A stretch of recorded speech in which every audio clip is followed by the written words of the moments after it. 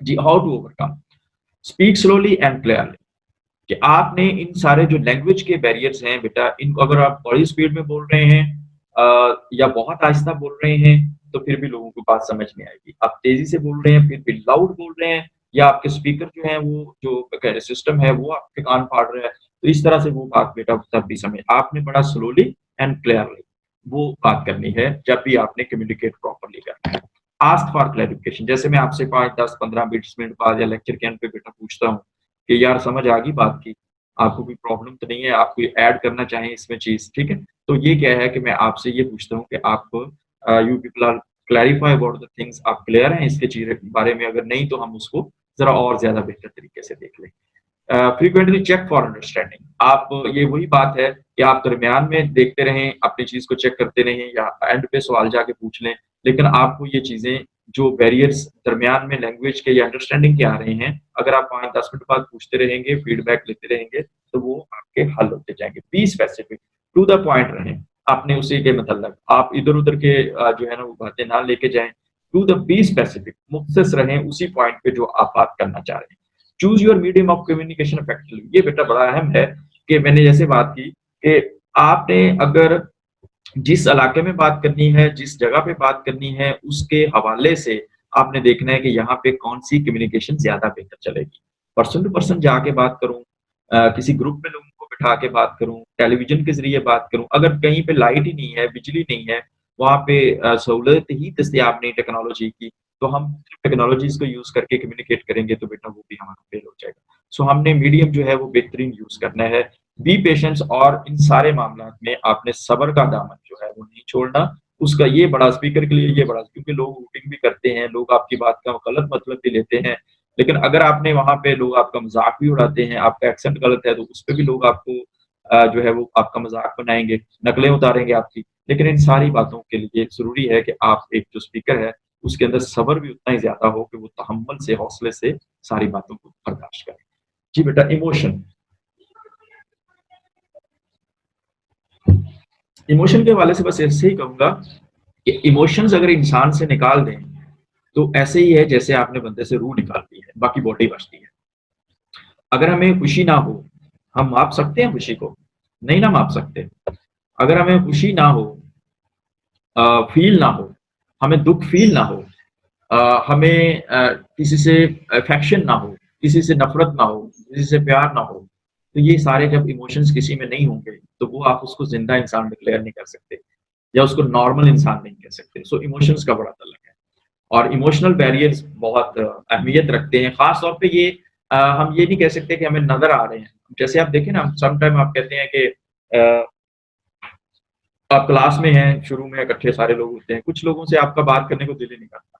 ना आपने उनसे बात की है, ना आप उनसे कभी अटैच हुए हैं, ना लेकिन बस आप इमोशनली एक प्रॉब्लम है आपको उनके साथ देख के, आपको इतना मुझे नहीं अच्छा नहीं लगता। या कभी आपने एक एक कोई दोस्त था आपका, बाद में उससे आपकी नहीं बन रही, तो आप जितनी मर्ज़ी खूबसूरत वो बात करे, आप उसकी बात को वेटेज नहीं देंगे, क्योंकि ये क्या है, उसने आपके इमोशंस को किसी वक़्त हर्ट किया था। तो ये इमोशनल बैरियर है, आप उसको उसके वो वेटेज ही नहीं दे रहे उसकी बात को। सो मसलन मैं आपका उस्ताद हूँ, तो मैं अगर आपको शुरू के दिनों में किसी 1-2 बच्चों-बच्चियों के साथ मेरी कोई इस तरह की बात हो जाती है कि उनको मैं हर्ट कर देता हूँ या मेरी बात से वो हर्ट हो जाते हैं, तो अब सारा सेमेस्टर वो जो है वो कभी भी इमोशनली मेरे साथ उस अटैचमेंट पे नहीं आ सकेंगे। मेरी क्लास वो शायद हाज़िरी के लिए तो ज़रूर ले लें, लेकिन दिल से वो क्लास नहीं लेंगे और मेरी बात को शायद वेटेज भी ना दें। तो उसी की वजह ये क्या है, इमोशनल वजह है ये। The emotional state may influence your capacity to make yourself understood and hamper your understanding of others. Many times, emotional barriers on your part are the part of the person you are speaking, which may inhibit your ability to communicate on an effective level.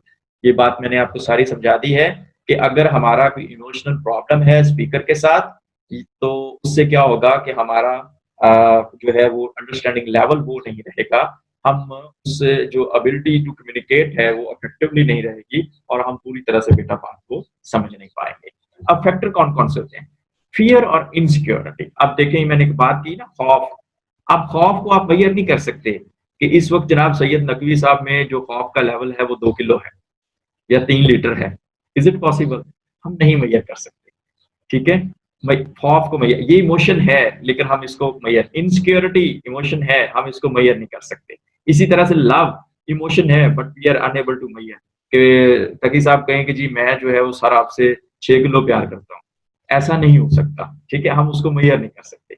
So some time ऐसी कैफियत होती है कि अब आप देखें ना, आप चलें एक मिसाल है, ज़रा बस अज़्म कीजिएगा, आप माशाल्लाह मास्टर्स के स्टूडेंट हैं, आप किसी से बहुत प्यार करते हैं और उनके घर कोई उनका फ़र्ज़ करो प्यो फौत हो गया है, ठीक है?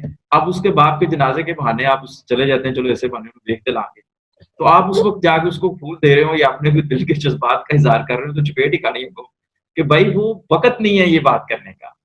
ठीक, इमोशनली ही और she is not in the situation, कि आप वो इस सिचुएशन ऐसी नहीं है कि वो आपकी बात को समझ सके, ठीक है? सो ये जो एक अनसीन सा फ़ियर, जैसे आजकल जिसका हम शिकार हैं, पता नहीं क्या होगा, एवरीबॉडी फील इनसिक्योरिटी।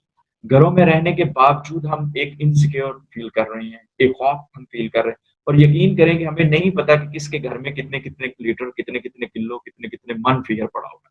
हम इसको आप देखिए, और ये बिलीव मी, ये हमारे जो इमोशंस हैं, हमारी जो हेल्थ है, उसको ये प्रॉब्लम कर रहा है। पर अभी हम जो जिस सिचुएशन में हैं, इस सिचुएशन में हमें कोई भी कम्युनिकेशन अच्छी नहीं लग रही, कोई खुशी की बात ज़्यादा अच्छी नहीं लग रही। हम ये चाह रहे हैं कि हम इस जो एक ये हमारे नज़दीक एक हौला सा बना हुआ है खौफ का, हम किसी न किसी तरीके से इससे अंदर से निकल जाएँ, ठीक है? तो इसने, आप समझें इस बात को बेटा या ना समझें, लेकिन इस सारी चीज़ ने कहीं न कहीं हमारे ज़हनों को मुतासिर करके रखा हुआ है। हम प्रॉपर अपनी उस कंडीशन में नहीं है जिसमें हमें एक नॉर्मल इंसान को होना चाहिए। सो लिहाज़ा अगर आपको ये, अभी बहुत सारे दोस्त ऐसे किसी का नेट मुक्कन वाला है, वो दबा-दब देखेगा यार सारा खत्म करना उससे पहले कि मेरा नेट मुक जाए, मेरी चार्जिंग खत्म हो जाए, मेरी बत्ती 2 बजे चली जाए। ये क्या है? ये एक खौफ है। आपने किसी का लैपटॉप माँग के लाए हो या यार उन्हें उन्हें मंगन आ जाना है। ये क्या है? इनसिक्योरिटी है।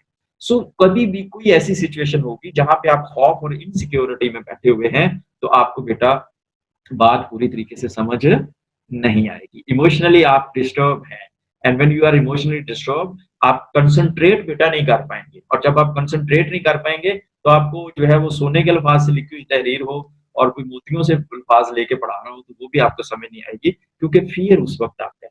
तो अगर मैं इसकी एक मिसाल आपको देता हूँ, आप माशाल्लाह आगे ज़िंदगी में आपके काम भी आएगी, आपको एक्सपीरियंस भी होगा। जो अच्छे लोग होते हैं ना, जो आप अनम्यूट ही हैं, क्या नाम है आपका? मोहम्मद कामरान? जी, जी सर कामरान। आपने कहा कि हर यस सर सर आपने कहा कि हर इंसान हर टाइम किसी ना किसी तकलीफ का शिकार होता है, भी आपने ये कहा कि क्योंकि हर टाइम हो सकता है सर वो। नहीं बेटा, नहीं, नहीं। इट्स देखें, ये तो आपको माशाल्लाह आप उम्र के इस हिस्से में हैं, ये सिचुएशन चेंज होती है। जो सुबह मेरा मूड होता है, वो शाम के वक़्त नहीं होता, ठीक है? आप देखें, कभी दोपहर को कुछ और फ़ील कर रहे होंगे, शाम को कुछ और फ़ील कर रहे होंगे, आपको किसी बहुत अच्छे दोस्त की कॉल आ गई, आपका मूड उसी वक़्त चेंज हो जाएगा। कोई ऐसा फ़ोन आ गया कि यार तेरा बिल पिछले महीने ना भेजा, तू पैसे फिर नहीं देते, तो फिर उस वक़्त आपका मूड कुछ और हो जाएगा, ठीक है? सो इट डिपेंड्स बेटा, ये यस सिचुएशन सर। चेंज होती है। लेकिन मैं जो आपको मिसाल देके अब समझाता हूँ। आप थ्रू पब्लिक सर्विस कमीशन एक बड़ा अदारा है पंजाब में, जहाँ से सिलेक्शन होती है ग्रेड 16, 17 और इस तरह के मुख्तलिफ महकमों के लिए ऑफिसर जो कंडक्ट किए जाते हैं। तो आप जब वहाँ पे इंटरव्यू के लिए जाते हैं, तो वो लोग चूँकि वेल एक्सपीरियंस्ड लोग होते हैं, तो वो आपको बिठा के, मैंने ये आपको पहले मिसाल दी हुई है इसकी, लेकिन अब इंटरव्यू के हवाले से मिसाल इसलिए दे रहा हूँ कि वो आपको बिठाते हैं, 1-2 मिनट आपसे गपशप करते हैं। और यंग मैन क्या हाल है? कैसे हो? आपका नाम, आपने टाई बड़ी खूबसूरत लगाई हुई है, ठीक है? वो क्या चाह रहे हैं? वो आपका फ़ियर दूर करना चाह रहे हैं कि आप मेबी आप एक बहुत अच्छे कैंडिडेट हो, बहुत अच्छे ऑफिसर उस पोस्ट के लिए साबित हों, लेकिन वो सिर्फ़ आपको जो है वो एक फ़ियर की वजह से 2-4 मिनट आपको गुज़ार के इंटरव्यू चले जाएँ, तो आपका अंदर का जो सही इंसान है, वो उनको समझ ना आए। सो इस वजह से बेटा वो आपको रिलैक्स करते हैं। इसी तरह से आप किसी भी खौफ और इनसिक्योरिटी की हालत में, आपको मैं जज नहीं कर पाऊँगा। हर वक़्त आपको एक जो है वो 2-4 मिनट में आपकी पूरी पर्सनैलिटी को जज नहीं, सो कोशिश किया करते हैं कि जब आपसे बातचीत शुरू करनी हो, तो पहले आपसे पूछा जाए, हाँ पुत्र की हाल-चाल है? कैसे हो? क्या है? कहाँ से? बैठ 2-4 मिनट हम रिलैक्स होके फिर हम अपनी बात जो है वो शुरू करें। लो जी, शाह साहब भी कुछ कहना चाह रहे हैं। जी नकी साहब। नहीं सर, समझ आ गई। अच्छा। जी, मिसट्रस्ट। जब एतबार खत्म हो जाए तो फिर गल ते कोई नहीं। जब आपका एक दफा किसी से ट्रस्ट खत्म हो गया, वो कोई कंपनी हो, वो कोई इंसान हो, वो कोई भी हो, तो जब आपका ट्रस्ट बेटा लूज हो गया, आखिरी मिनट चल रहा है कामरान जी। हैंड आपका रेज है। चलें नेक्स्ट पे बात करते हैं, फिर इसको जरा let me finish. Yes. Insecurity, fear, mistrust और स्ट्रेस, कि आप किसी भी तरह से जो एक दबाव की कैफियत का शिकार है, ठीक है, स्ट्रेस की कैफियत का शिकार है। तो जब आप इंसान स्ट्रेस में होता है तो बेटा उसके वो नॉर्मल नहीं होता, ठीक है। सो इस लिहाज से ये तमाम चीजें, जिस सिचुएशन में भी आपने कम्युनिकेट करना है लोगों को, तो पहले देखें कि कहीं लोग इस तरह की किसी कैफियत का शिकार तो नहीं है। आप उनको एक बेहतर एनवायरनमेंट, फ्रेंडली माहौल दें, उसके बाद आप देखेंगे कि आपकी कम्युनिकेशन ज्यादा इफेक्टिव होएगी।